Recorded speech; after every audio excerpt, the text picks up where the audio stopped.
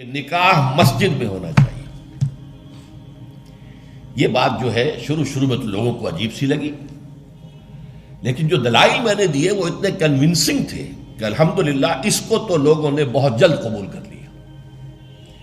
ہمارے لیے سب سے بڑی دلیل کیا ہے کہ حضور کا قولی حکم ہے،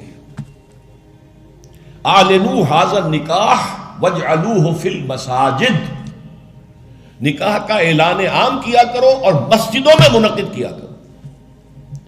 یہ جامع ترمذی شریف کی روایت ہے.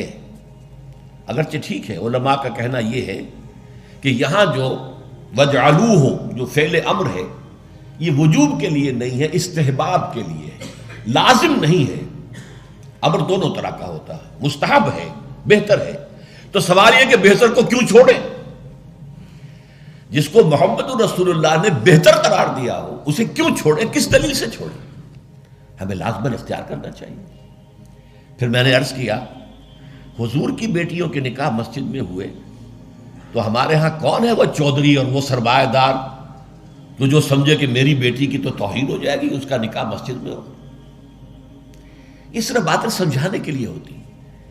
حضور کی محبت ہر مسلمان کے دل میں ہے، لیکن کسی نے ادھر توجہ دلائی ہی نہیں تو لوگ کیا کریں؟ اس میں علماء کی فیلیور ہے سب سے بڑی. اور اس کی وجہ کیا ہے؟ وجہ یہ ہے کہ ہمارے مولوی عام طور پر کمی کاری ہوتے ہیں، ملازم ہوتے ہیں. دیہات میں تو ان کی حیثیت کمی کاروں سے زیادہ ہوتی ہی نہیں. وہ چودھریوں سے کیسے کہیں؟ عام شہروں میں بھی مساجد کی جو مینیجنگ کمیٹیز ہوتی ہیں وہ تو سرمایہ داروں پر، لوگوں پر، اونچے لوگوں پر ملتوی ہوتی ہیں، ان سے کیسے کہیں؟ لہٰذا یہ حدیث جو ہے بیان نہیں کی گئی. حدیث موجود ہے ترمذی شریف کی، اعلنوا ھذا النکاح واجعلوہ فی المساجد. میں نے اس حدیث کا حوالہ دیا تو لوگوں کی آنکھیں کھل گئی. جب کہا دیکھو اگر فاطمہ الزہرا رضی اللہ تعالی عنہا کا نکاح مسجد میں ہو سکتا ہے تو کس کی بیٹی زیادہ عزت والی ہے حضرت فاطمہ الزہرا رضی اللہ تعالی. تیسری بات میں نے اور دی دلیل، اور اس میں غیرت کو ابھارا کہ دیکھو عیسائیوں نے اب تک اپنے چرچ اور اپنے پادری کی یہ عزت برقرار رکھی ہے. ان کی شادی چرچ میں ہوگی، کہیں نہیں ہوگی. پرنسس ہو، پرنس ہو، وہیں جائے گا. اور اس میں مجھے ایک واقعہ یاد آتا ہے، جب شادی ہونے والی تھی پرنس اینڈریو کی، اس کی بیوی کا سارا فرگوسن جو نام تھا، اور وہ ذرا نٹ کھٹ قسم کی لڑکی، کیا عورت تھی پوری.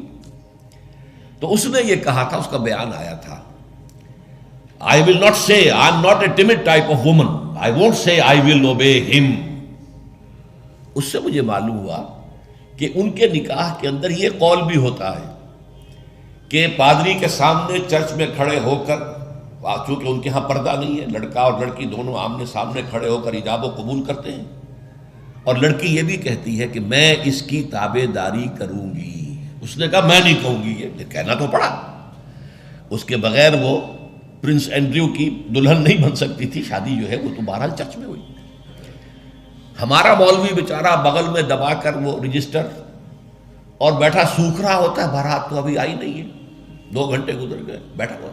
یہ اس کی حیثیت ہے ملازم کی. یہ وجہ ہے.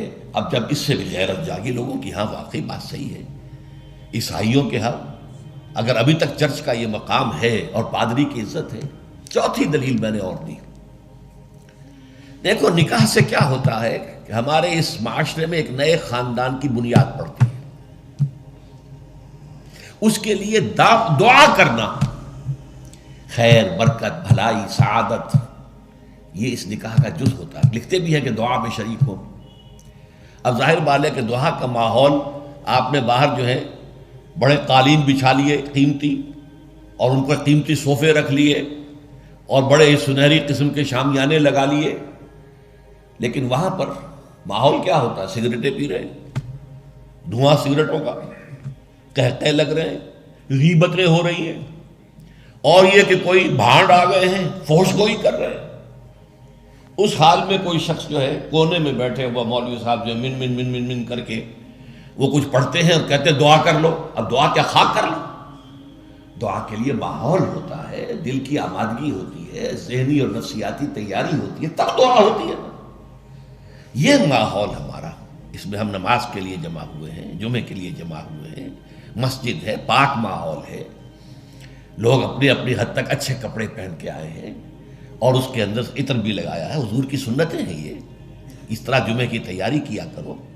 اس ماحول کے اندر کوئی دھواں نہیں ہے سگریٹ کا، کوئی قہقہ نہیں ہے، کوئی غیبتیں نہیں ہو رہی ہیں، کوئی بکواس نہیں ہو رہی ہے، یہاں دعا کا ماحول ہے۔ تو یہ 4 دلیلیں ایسی تھیں کہ جو قاطع تھیں اور ہیں الحمدللہ۔